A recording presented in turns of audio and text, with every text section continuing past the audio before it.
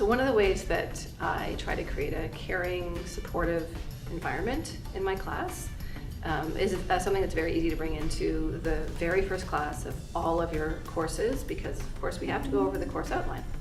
And within the course outline, which is something that we go over, is this equity statement, which I always get somebody to read out loud and make a joke about the small print, and that it's really important despite the small print. And then I talk about how we can use this policy not so much as a big stick when somebody makes a mistake, but instead a way to establish values at the very beginning, so that we can all agree to the basic values, which I'll talk about in a second, that are in the equity statement. And it feels more like an agreement at the beginning as opposed to something to call somebody out with. And also it can just create a safer space from day one.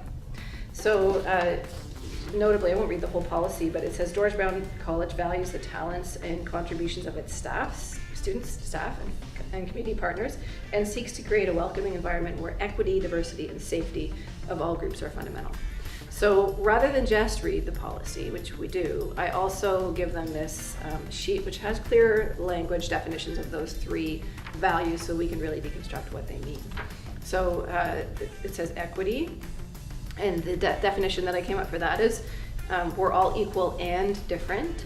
We will work to level the playing field so that those groups that are disadvantaged by sexism, racism, heterosexism, ableism, ageism, etc., and sometimes we need to sort of deconstruct those words further, which is not too challenging, have access to time, space, resources, information, education, power, etc. So that piece sort of, from the very beginning, identifies that it's not a level playing field, and that we're aiming to level that playing field. The next value would be diversity. It segues quite nicely from equity. So not only are we all equal and different, but those differences make our class richer and stronger. So from the beginning, this is setting up that the potential for difference and possibly conflict could be creative and constructive, as opposed to threatening to people across difference.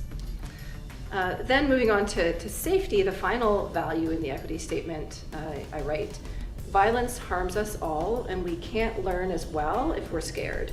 We will use nonviolent and non-judgmental ways to address conflict and express ourselves. And I take that a little further to talk about violence. Not only is obviously not being acceptable real time in the classroom, no physical violence or violent language or harassment or anything like that, but also I use it as an opportunity to acknowledge that people have experienced violence in the past, and that it can be still relevant to them in the context of the classroom. And if they get triggered into some experience of violence they've had in the past, it's going to be just as difficult for them to learn as if the violence was actually happening. So we work on ways to sort of get into the body and into the breath and deal with those triggers so that they can come back to a learning brain and a learning environment.